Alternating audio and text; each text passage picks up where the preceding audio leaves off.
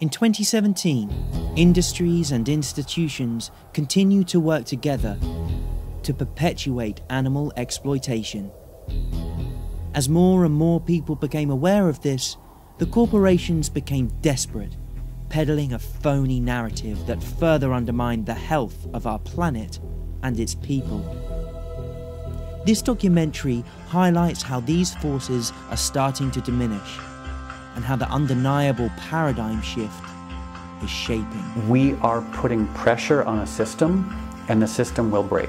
There's 66 billion animals that are being slaughtered every year. So should we all be going vegan? And I think more and more, particularly as technology brings us closer to that process, people are opting out of that system. People are going vegan left and right. This year has been amazing for the vegan movement. Today people understand how cruel the fur industry is. I promise you a future exists where every animal is treated with love, respect, kindness, dignity and compassion. I believe we're close to the tipping point. And the debate started. What is milk? It's just about understanding what's better for you. You know, humans, animals, our planet. Within weeks and months of watching the film, they're feeling better than they ever have. Moving to a plant-based diet is really just a solution to so many of the most pressing problems that we face today. It'll become the single biggest movement in 2017. It's something that everybody can try. And the progress is all around us. The world really is changing. I'm so incredibly optimistic. It will happen.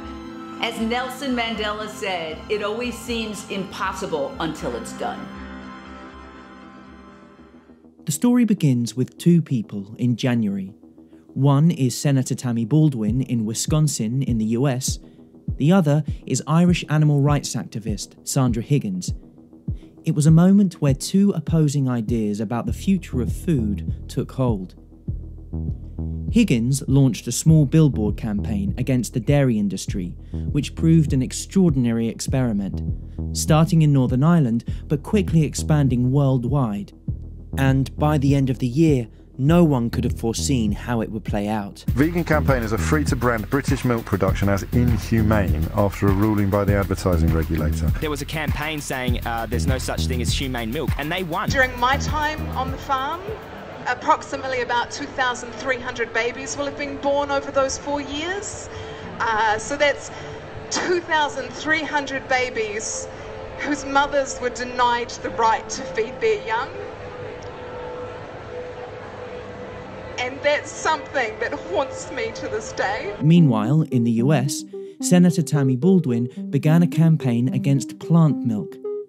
Baldwin introduced the Dairy Pride Act, which stopped non-dairy products such as soy or almond milk from being labelled milk, yogurt or cheese. Under the Dairy Pride Act drafted by Senator Tammy Baldwin, the FDA would have to crack down on products that use terms like milk or cheese in a way that's misleading. Senator Baldwin says the act will stop misleading consumers at the grocery store about the products they're buying. When you say milk, we mean a dairy product, and we mean quality, and we need particular nutritional standards, and you've got to apply the law and make sure that these imitators don't get away with misleading the consumer and cutting into dairy producers' revenue. Right now, there are tears of frustration in the debate over who gets to put milk on their labels. On one side, you have the long, dominant dairy farmers. And several farmers say the mislabeling is frustrating, especially because they have the potential to lose sales. And on the other, you have the new kids on the block. Rocket! Tennis star Venus Williams. I do plants. And hip-hop producer DJ Khaled appear in these new up-tempo ads for Silk almond and soy milk. They're part of an industry of plant-based products described as milk substitutes. They generated $1.4 billion this year and grew 54% over the last 5 years in the US. Milk producers are facing decline, dropping 11% in sales over the last year. Now they're fighting back. As the animal agriculture industries crack down on the labelling of vegan milk and other plant-based products, The public also became aware of their influence on academia. And who funded that study? But that was in Iran. It wasn't funded by industry. That was an egg industry-funded study. This is the most unscientific discussion I've ever had in my life. Why don't we get, am I on the doctors or am I on some kind of show? Seriously, guys, stop for 1 second. That is not science, that's a lie, Travis. Films that provoked major change came out, and awareness grew around the collusion and corruption in government. Through many mechanisms, the government is very supportive of legislation that protects the animal food industry. The U.S. government is responsible for the fast food crisis, the health crisis, the environmental crisis, by subsidizing this horrible food, by subsidizing animal agriculture. Our taxes are being used to subsidize the production of the food that kills us. A lot of money is being made selling people highly concentrated animal-based foods, and a lot of advertising, promotion, and education is being promulgated in the interest of promoting these foods. You go to these conferences and it's sponsored by McDonald's and Coca-Cola. 18% of our gross national product is now going into the health industry. That's insane. We operate from the disease model, meaning that we are in the business of treating sick people. We are not in the business of trying to keep people from becoming sick. Money talks. The hospital actually benefits from McDonald's selling more food and more Big Macs. The most prestigious medical body in the world when it comes to cancer says processed meat, category 1 carcinogen. We're as certain that processed meat causes cancer that plutonium causes cancer, and asbestos causes cancer, and cigarette smoke causes cancer. Done. No scientific debate. It's reprehensible for a doctor treating a 3-pack-a-day smoker for bronchitis not to tell them stop smoking. And the same identical way for the person who's clogging their arteries, making themselves diabetic, inflaming their tissues from what they're eating, for the doctor not to say change your diet. The meat, dairy and egg industry are having quite significant influence on the information going out to doctors. That industry also has co-opted universities, influential scientists, even charities, to then give information which are based on half-truths. The American Heart Association has an industry nutrition advisory panel where you can pay $10,000 every single year if you're a McDonald's or the Beef Checkoff or Coca-Cola, and they will give you special access to the nutritional policy advisors. I think that the medical profession engages in an all-out campaign to create doubt. Again, these are not my slides. This is a U.S. government program. What do we want to do? We want to trigger cheese craving. So let's talk about the American Diabetes Association, which accepts money from Oscar Mayer processed meats. Corruption has worked its way into the health industry. Doctors are not taught. They get their knowledge how everyone else gets their knowledge, basically, through the media. Here's the problem when you're talking about preventing disease, there's no one-size-fits-all. So if you say meat is bad, that's not necessarily true for everybody genetically. You'll die as an infant if you don't eat animal products. Grilled chicken is very good for you, madam. There's a lot of misinformation in the public space about health, and it fosters confusion unnecessarily because it's not really that confusing. The overwhelming majority of the evidence supports nearly exclusively a plant-based diet. People like good news about their bad habits. Toss out that nutritional food guideline and eat more fat. It's good for you. More delicious fat. I like this story. What do you think is the biggest misconception about a vegan diet? The biggest misconception is everyone says, where do you get your protein? You know, we grew up with this belief that you need to eat animal foods, and that's being clearly debunked. And that, I think, is one of the most important things that's happening right now. I grew up thinking that we had to eat animal products. I grew up as a typical proteinaholic. The Academy of Nutrition Dietetics says that you can meet all of your needs for every stage of life on a vegan diet. You know, that's the largest group in the world saying that, so, I mean, it's pretty convincing. A world record holding strongman is vegan. Mr. Universe of a few years ago is vegan. World record holding ultra marathoner. UFC fighters, football players. Being a professional athlete and a vegan, some people may think that kind of doesn't go together naturally. Yeah, I think the experience has changed all of that for me and for anyone that's looked into it. There's plenty of athletes all over the planet now, and for me, the experience of it, I felt so much better within days. I felt a difference in me as an athlete. It was a test and it was a challenge because I thought maybe I will get worse. I didn't really know. I thought the protein myth and all this stuff. There's a lot of myth about it because people are afraid if I don't eat meat, I will run into a protein deficiency. That's a myth. Not that you don't need protein, but like you don't hear people dying of lack of protein. People getting too much protein. When it came to health, 2017 went down as a key year, as more and more misconceptions surrounding the vegan diet were overcome. It is a misconception that eating vegan is expensive, and often it's the opposite. We are true herbivores, and we should not be eating animal foods at all. Plant-based nutrition was dubbed the single most important opportunity to reverse obesity and diabetes in a prominent cardiology journal. In addition, the American Medical Association passed a resolution saying hospitals should provide plant-based meals and remove processed meats. And plant-based reality series The Big Fat Truth launched, featuring Dr. Michael Greger, who also appeared on a number of mainstream TV shows throughout 2017. Take someone living in Japan, for example, which has the longest life expectancy, and they move to the US and start eating and living like the US, they get US diseases.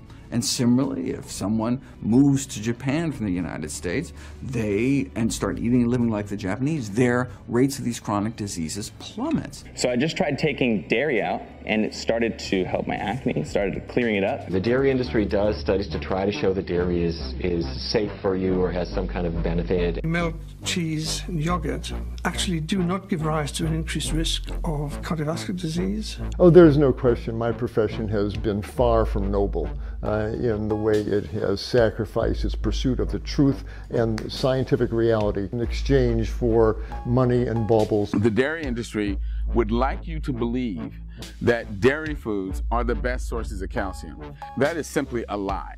There is no study that has ever shown dairy calcium to be protective for bones. There is not a single more study that needs to be done that can fully convince the world that a plant-based diet is actually the best option for long-term health.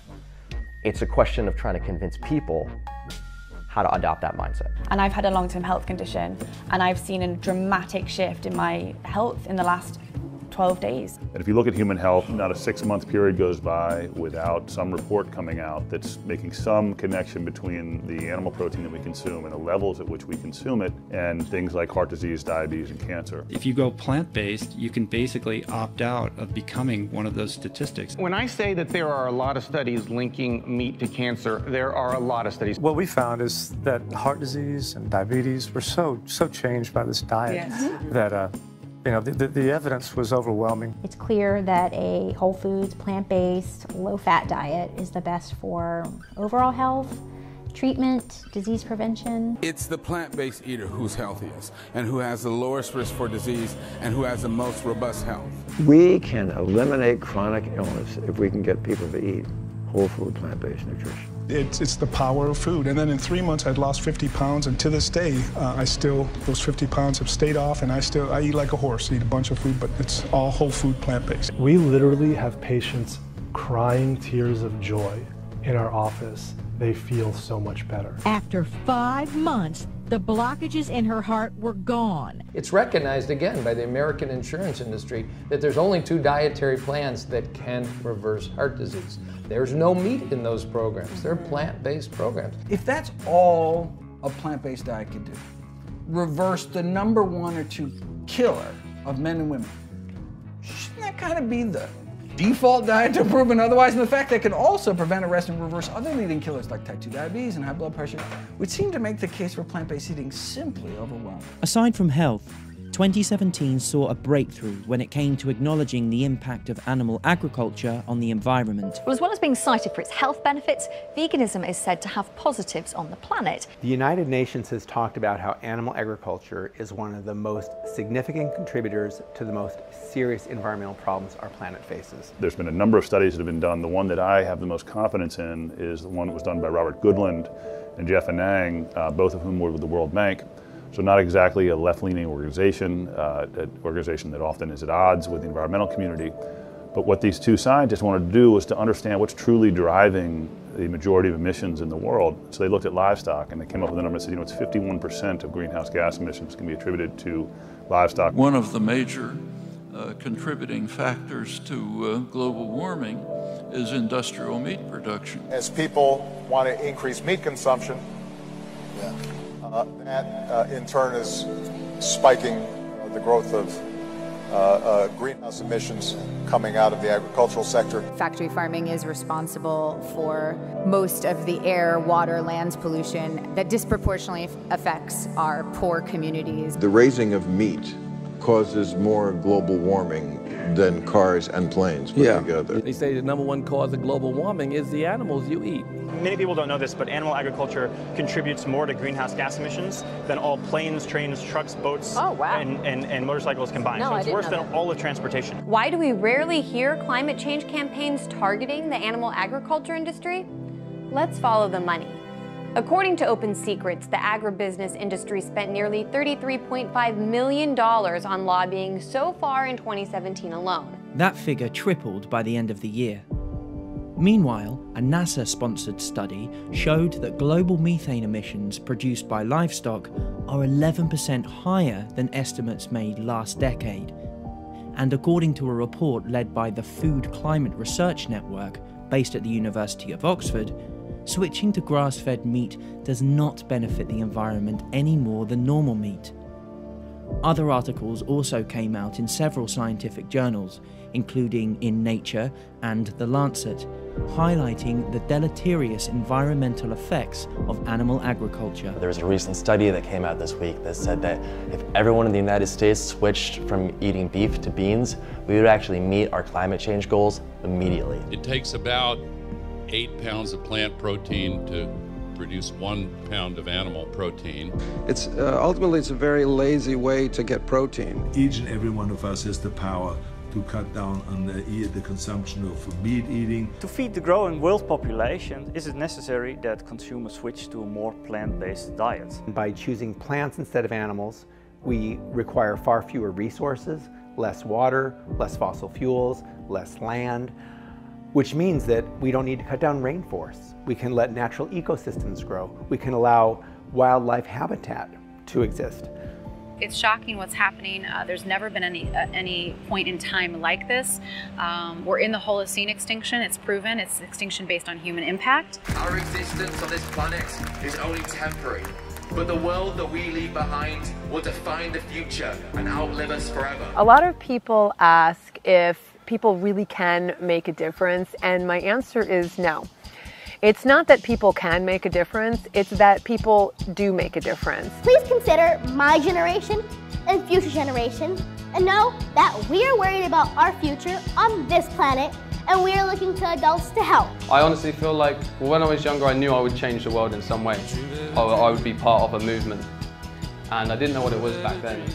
But I'm convinced 100% with all my heart now that I know it's veganism, because we're just changing the world. Pero también hay muchas frutas, vegetales, hay granos que se pueden comer y dan proteína, dan todas las vitaminas necesarias. People do realize slowly that non-human animals are not things. On dit qu'une idée révolutionnaire a 3 étapes avant d'être adoptée. And I've just seen an amazing transformation. I just want to share it with people. Pretendemos que nos escuchen, ya que no escuchan a los animales que van a matar, que sepan que estamos en contra de esa barbarie, que sepan que hay gente inteligente en este país que no apoya esas estupideces. Each one of us can choose whether we want to increase the amount of mercy in the world or the amount of misery in the world. The right to life, freedom, and justice are considered inalienable rights for humans. But one group staged a protest today demanding that non-human animals also be granted those rights. People don't have to eat animals to live. All my favorite foods like pizza and mac and cheese, I can still eat in a vegan version. Always speak out. It doesn't matter if your hands are shaking. The earth can't wait for us. We have to change now. Social media is the most important thing for the movement. I got a bag from Whole Foods, and I got a bag from Trader Joe's, and it's all vegan. So today I'm going to be talking about how I started to be a cruelty-free makeup artist. We stop the truck so that we can get footage of the animals. We look at the animals to see what their health status is, but really it doesn't matter because at the end of the day they're all going to be slaughtered. So we're here just to show that these are living, breathing animals and that their lives matter just like yours matters and mine matters. They feel pain and suffer so do we, and we just want them to be respected. We're bearing witness to animals going to slaughter, and we're saying to the world, like, look at their faces, look at them in the eye. Do you really want, to kill this animal for, the pleasure of a taste? We can talk about animals, we can talk about antibiotic resistance, we can talk about climate change, we can talk about rainforest deforestation, famine, water use, ocean acidification, cancer, diabetes, heart disease. Well, there's also the whole aspect of the way they treat animals. They really don't treat them well. Veganism began to break growth records all over the world. The Veganuary campaign saw tens of thousands of people sign up, a staggering increase from earlier years. And in response to the burgeoning demand, food lines such as Fry's, Follow Your Heart and V-Bites gained real estate in supermarkets. However, it was not just vegan companies leading the charge. Dairy giant Danone White Wave Foods invested $60 million in its plant milk facility. Tyson Foods, one of the world's biggest meat processing companies, admitted that the future of food would likely be meatless. Coffee chain Starbucks added vegan beverages to its menu in order to stay profitable, and companies like Cargill began to sell off their feedlots, investing instead in plant-based food tech startups. These companies received record amounts of funding throughout 2017 as they began to mimic the taste and texture of animal meat using plants. It looks like meat, tastes like meat, yes, even bleeds like meat, but it's actually made from plants.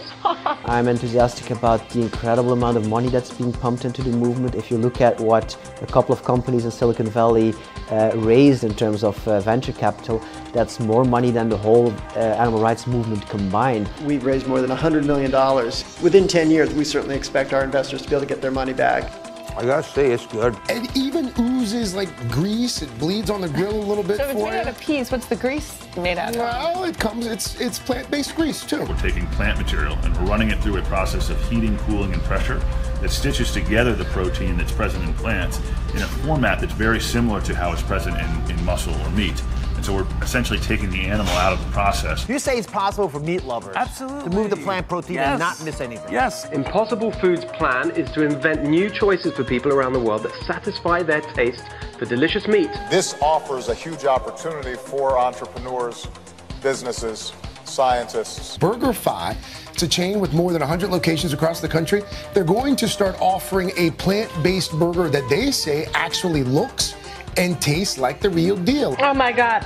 I give it a 10 and so does the Russian judge. In my view, it is the future of meat. The whole world's moving in that direction. I can stay after, right? No, because I had it, and we actually did a side-by-side taste test with a burger that was a traditional burger made of actual meat, and we definitely preferred this. I'm going to have mine after. It's very juicy, Steve, so I suggest you wear a little bib of sorts. Well, and for those of us who do care about and think about our impact on the environment, I mean, oh my gosh, this is so good. I mean, like really good. Thank you very much. If you didn't tell me and had my eyes closed, I wouldn't really know. Is this the vegan? I honestly thought that was the chicken. Like seriously, how could you even tell that this was vegan? Another product gaining widespread attention and funding this year was lab-based meat. This technology is controversial for some, as it sees scientists build meat from cultured animal cells. But others see it as the answer to the problems we face. China invested $300 million into the industry. Hampton Creek began talks with global giants in the meat processing trade who are interested in licensing this new technology. And Richard Branson and Bill Gates, among others, invested in the lab meat startup Memphis Meats. You're seeing disruptive technologies change industries. So hotels are being disrupted by Airbnb, taxi cabs are being disrupted by the Lyfts and the Ubers, and the list goes on and on. I see that about to happen with the fast food industry. It's old school, it's 20th century. There was one extraordinary businessman at the center of this food technology revolution. Jeremy Coller and his FAIR initiative quickly gained the backing of an investor coalition worth almost $3 trillion.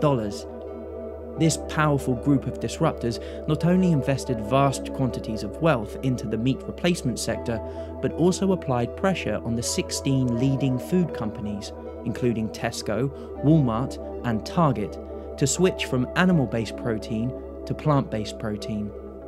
As this happened, more and more companies and restaurants realised the increasing popularity of vegan foods and began releasing products. With interest in veganism on the rise, so too is the demand for meat-free alternatives. I mean, there's so many great vegan restaurants and like dishes, and it's much easier than I thought it would be. I mean, change is really happening. You now have major companies that are starting to invest in developing vegan protein products, vegan plant milks, and so forth. Now we have plant-based meats and plant-based cheeses, and there's almost nothing that I used to eat that I can't eat now in a plant-based version. Despite the progress, there were some strange events. The high-profile plant-based Impossible Burger was not deemed safe for consumption, but very few questioned whether anything was wrong with traditional meat. Hampton Creek's vegan products were dropped by American retailer Target after unsubstantiated safety claims, and nobody knew why. But progress was really hindered in the UK, where MPs attempted to scrap the law recognising animals as sentient, and the Bank of England released notes containing beef fat, symbolic of the deception the animal agriculture industry relies on for its continued existence. In addition, despite removing dairy from its draft dietary recommendations, the Canadian government insisted on investing $350 million into new dairy support programs. It was another contradiction that made us question the actions of those in power. And as we did this, we realised they did not care. They continued to subsidise industry to the tune of tens of billions.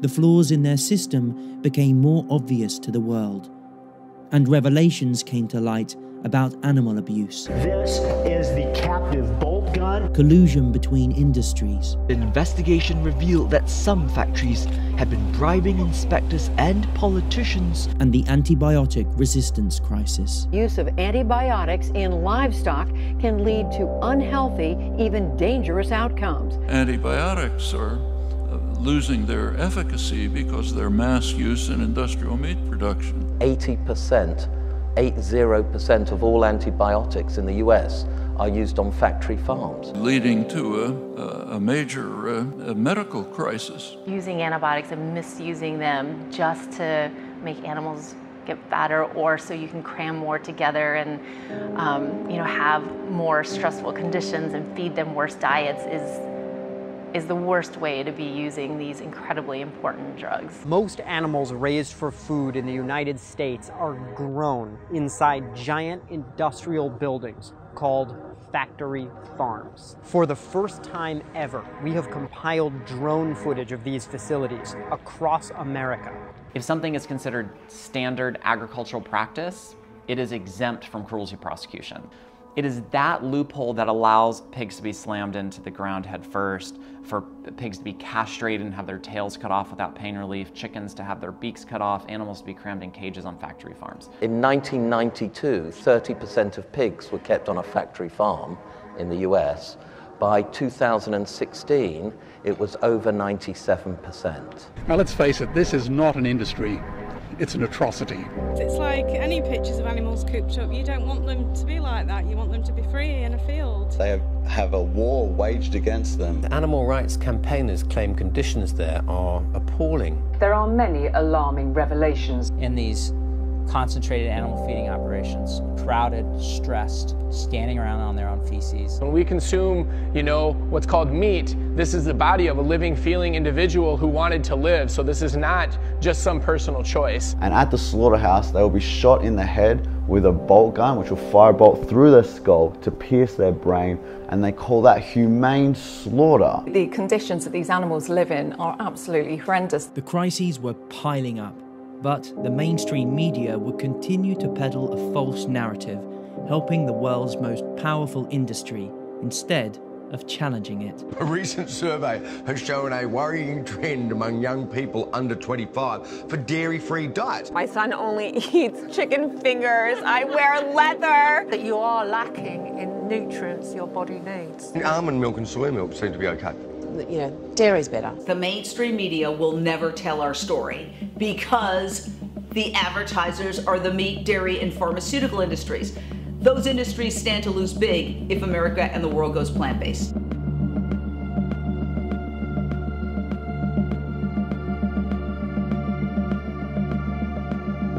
Is Miley Cyrus the veganest vegan to ever vegan? In 2017, a number of celebrities adopted a plant-based diet, including Jason Derulo, Charlie Sheen, Kylie Jenner, Neo, and actress Danielle Brooks, among others. Leonardo DiCaprio and Serena Williams invested in vegan brands. NFL champion Roland Williams urged fans to leave meat off their plates. Paul McCartney demanded that only vegan food be served at his concert.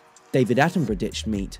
And a number of high-profile chefs created vegan dishes. I'm gonna show you how to make a great vegetable risotto, even a vegan risotto. So for all of you out there, this is a great way to make a risotto. Also in 2017, famed tattoo artist Kat Von D released a vegan shoe line. Vegan actress Ivana Lynch urged UK and EU members of parliament to ban rabbit cages. And as the vegan leather industry started to boom, celebrities like Bon Jovi dropped leather from their fashion lines. Fashion materials once seen as innocuous, like wool, started to generate debate. It's 2017. We actually don't need to drape ourselves in the skins of animals and the hairs of animals because there's other options available. So what are the other options? What do we put ourselves in? Oh, if you go to the high street or from designer racks, there is cotton, there's bamboo, there's hemp, there's recycled polyester. When it comes to leather, we're actually seeing leather being made out of pineapples, out of apples, out of mushrooms. The possibilities are really endless from every price point on every high street shop. In addition, others spoke out, including Danielle Monet, Jaden Smith, Alicia Silverstone, Jessica Chastain, Liam Hemsworth, and Miley Cyrus. I posted some food photos this summer. Oh. And you know, and for me, it was a celebration because I'm vegan. Oh, well, that's wonderful. Congratulations. I am also vegan. Thousands and thousands of bees. I've not taken their honey. I've not taken the chickens' eggs. I'm like a farmer, but I won't interact with them because I worry about it. I'm sort of vegan curious, you know. I've been trying this vegan lifestyle, too. What do you think of that? It's amazing. Now I am vegan. And I became a vegan at 9 a.m. this morning. You did? Yeah. I lost a bet with a friend of mine. And the bet is I have to be a vegan for 17 days. Vegans have been urging us all to do without meat and dairy this month in an experiment they're calling Veganuary. And then when you actually live the lifestyle, you'll see and feel the difference, and then you don't want to go back, and then you don't want to switch. Right. So that's the incentive. In the superficial world we live in, vegan needs to become hip and trendy and cool. It's, to be honest, I think it's the first time I've been asked about veganism and fashionable. And I've got my fake leather shoes on, my vegan shoes, yeah. Awesome. How have you managed to preserve yourself so wonderfully when I preserve myself so chaotically badly? I'm vegan. You look pretty fit. What diet are you on? You on this? Plant-based. You're on a plant-based diet? Yes! Over the course of the year, many professional athletes also dropped animal products and set new records on a vegan diet. Vegan climber Kuntal Joysha scaled Everest. Fitness P90X founder Tony Horton turned to a plant-based diet, as well as soccer player Jermaine Defoe, NFL quarterback Cardale Jones, and basketball players Jahlil Okafor, Kyrie Irving, and Damian Lillard. I thought it was all hype. You know, I thought people just said it just because it was a healthier food, but I can feel it. I can definitely feel it. Getting away from, just the animals and all that, man. I had to get away from that. So my energy is up. My body feels amazing. Also speaking out about the benefits were NFL star Griff Whalen, basketball player Wilson Chandler, professional surfer Tia Blanco, and former rugby player Ben Cohen. Endurance athlete Rich Roll completed one of the hardest races at the age of 50, and a number of others adopted a plant-based diet after watching the documentary What the Health. What the Health? Including Formula One giant Lewis Hamilton. Plant-based diet you've gone on to. I can't express to you how amazing I feel. This What the Health movie. Isn't that incredible? Driving the world crazy. Everyone's vegan now. My fiance watched this documentary called What the Hell. Everyone is buzzing about the Netflix documentary, What the Hell. A new documentary on Netflix has many people questioning their diets. And now we're vegans. Following What the Health, other films were announced, many with high-profile casts, including The Game Changers, From the Ground Up, Eating Our Way to Extinction, Eating Animals, Eating You Alive, The Invisible Vegan, Taking Note, Empathy, Seaspiracy, Meet the Future, and Dominion. UK indie documentary Land of Hope and Glory made waves with its release, and so did Netflix original Okja, with its groundbreaking budget of $50 million. We watched Okja, the film, and it just absolutely had us in tears at the end. We were ethically convinced immediately that there was no reason to kill any animals. And this is a work of art. And that's why art exists, because sometimes people can't handle the truth in its raw footage form, but they can handle an artistic work. In a striking move for mainstream television, the documentary Carnage was released by the BBC. Look at what the meat industry is doing to our planet. Look at what it's doing to other animals. Look at what it's doing to us. That's extreme. As these films circulated worldwide, the dairy industry lashed out more.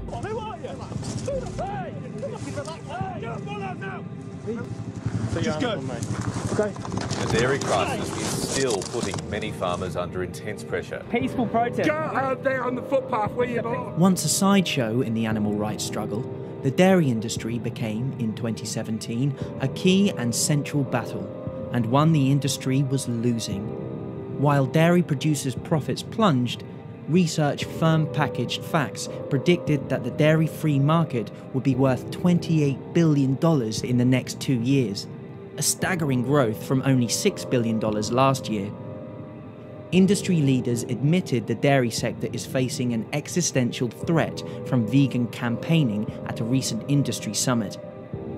Tammy Baldwin's attempts to crack down on vegan milk sales proved unsuccessful, and the dairy industry, in a confused state of desperation, began calling their own products plant-based.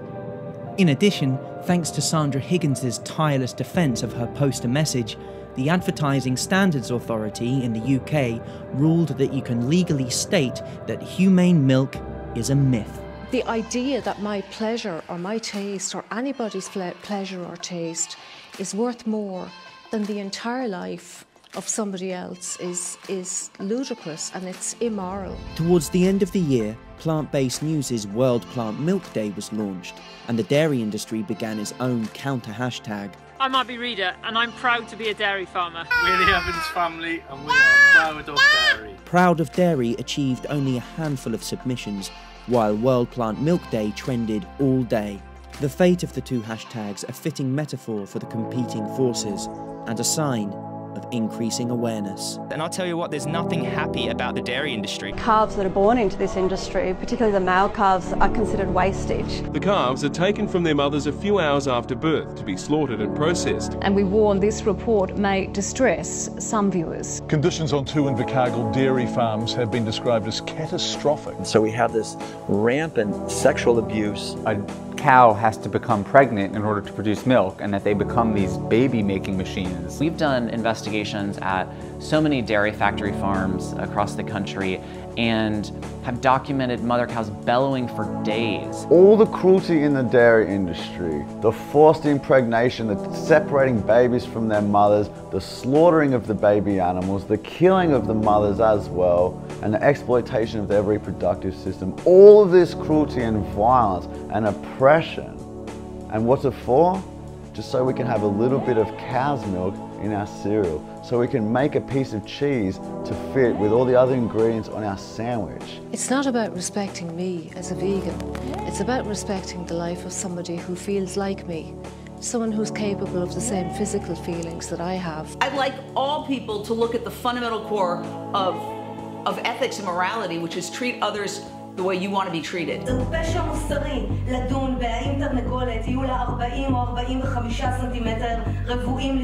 If we were telling people what they already knew, then we wouldn't be doing our job as activists. We need to tell the world what they don't already know. And what they don't know is that humane meat is a lie. And our aim really is for total animal liberation. We're abolitionists, so we want to end all animal exploitation, whether that's for food, clothing, animal testing, or animals in entertainment. Throughout 2017, it was revealed industry representatives carefully watched vegan activists, recording their speeches and compiling documents on how to combat advocacy. Press releases were published in an attempt to discredit their arguments, and FBI agents raided animal shelters in an attempt to intimidate animal rights activists. It's absolutely true that Most senior counterterrorism officials would be appalled by by this recent conduct of the FBI, and to pursue these animal activists instead of the people who are actually abusing the animals is actually a massive waste of resources. I think we'll continue to see a lot of resistance from animal agriculture in this country. This is a $250 billion industry. A lot of people's livelihoods are dependent on it. Anytime animals are being tortured, follow the money. We're up against a $1 trillion industry. We are living in a world that's deeply steeped in carnism. The meat industry tries to suppress us. It's a powerful industry we're going up against. They spend hundreds of millions of dollars on lobbying. They spend, I think, millions of dollars on advertising. You know, there are so many subliminal, manipulative techniques that are used by the advertising industry to encourage people to eat meat. They associate it with social status, with family values, with sex appeal, with masculinity, with upward mobility, with all these things that it has nothing to do with. Because for all of their money and for all of their political influence, we have one thing they will never have.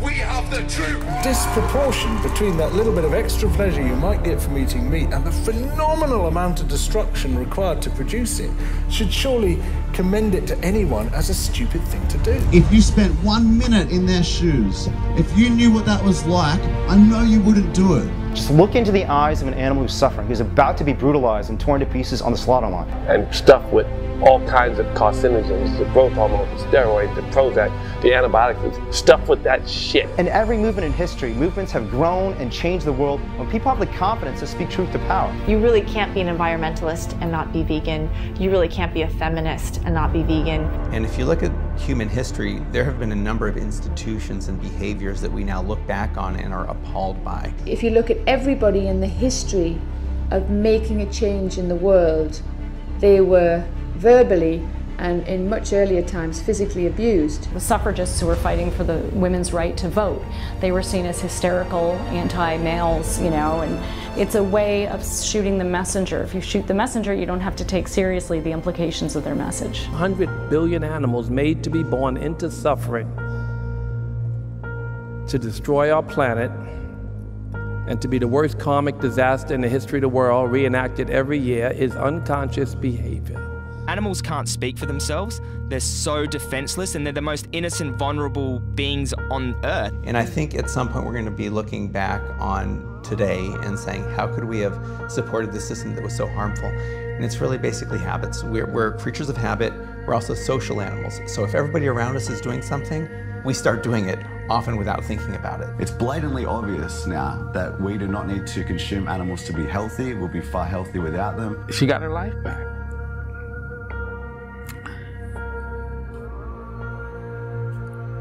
You can't put that into words. We like to think of ourselves as moral and kind and just, and extending that circle to include animals, I think, is the ethical calling of our time. So we need to have that bold vision and say, you know what? I think I want to create a world, I know I want to create a world where every single slaughterhouse in this world has been replaced by a sanctuary. And this is my number one goal, and my number one goal will be, and it will be achieved, to end animal factory farming. 100% it will end before I die. So we've personally invested in a company doing it for meat, a company doing it for leather, a company doing it for gelatin, a company doing it for milk proteins. There are other companies doing it for eggs, for fish, even for spider silk. We think it's going to be one of the most impactful and one of the most profitable technology revolutions that the world's ever seen. أنا ما يذوقون اللحم يفرحون. الآن الناس عندنا كثير من الأطباء يقول احذر اللحم واحذر الشحم. I think that the oppression of animals is the gateway drug to oppressing humans. If you put a rabbit and an apple in a crib, the baby will eat the apple and pet the rabbit. And what we do is we try to toughen boys up and girls, and we try to make them strong by making them callous and unfeeling, and we indoctrinate and condition them into being cruel and giving them the terrible values that what you drive or what you wear or what your little totems are more important than kindness and compassion. And I do think those scales are going to tip at some point so that veganism becomes the dominant ideology. There's so many new campaigns, there's so much new activism happening. The Save movement is growing, more people getting to these slaughterhouses and showing people these animals. I think that's one of the most powerful things happening right now. The Cube of Truth by Anonymous for the Voiceless is growing in city after city after city. It is so amazing to be a witness to the growth and development of this cruelty-free world, especially in the beauty world. I talk to some people now who look back on, for example, Ringling Brothers Circus closure, and they say, oh, it was inevitable. It wasn't inevitable, but nor was it impossible. Nothing about what we're doing is inevitable nor impossible. By the end of 2017, there were a number of promising developments. Ag-gag bills, designed to cover up the reality of factory farming, were declared unconstitutional in several states in the US. The charity Viva crowdfunded vegan cinema ads in the UK. A political think tank called for a vote to make factory farming illegal in Switzerland, and animal rights marches broke record numbers all over the world. The easiest thing that any one of us can do to help animals is simply leave them off our plates and stop paying for their abuse. Online access to information about how to live vegan is more accessible, with new recipe guides and resources coming out all the time. Groundbreaking media, using social media, YouTube, Facebook, and video to get the word out is so important. As young people predominantly get their news from these platforms now, a new generation is being created in the biggest health, environmental, and ethical movement ever to exist. What's exciting about that is it shows the generational shift. Even people perceived to be against the new way of thinking began to speak out, including Unilever president Amanda Suri. In addition, supermarkets redesigned meat aisles to encourage consumers to buy less meat. Tesco's hired a director of plant-based innovation, the first position of its kind, and the German Ministry of Environment also made changes. The German Ministry of Environment bans meat at all of its official functions. In addition, media outlets like Unilad published articles. The Guardian listed meat and dairy alternatives as the #1 megatrend to fight climate change. Car companies such as Tesla ditched leather interiors. Restaurant chains like Pret a Manger expanded their veggie stores, and sports clubs like Forest Green Rovers went vegan. Veganism is no longer viewed as a fringe lifestyle choice. It is a moral framework searing into the consciousness of huge numbers of people. The question now is, what will you bring to 2018?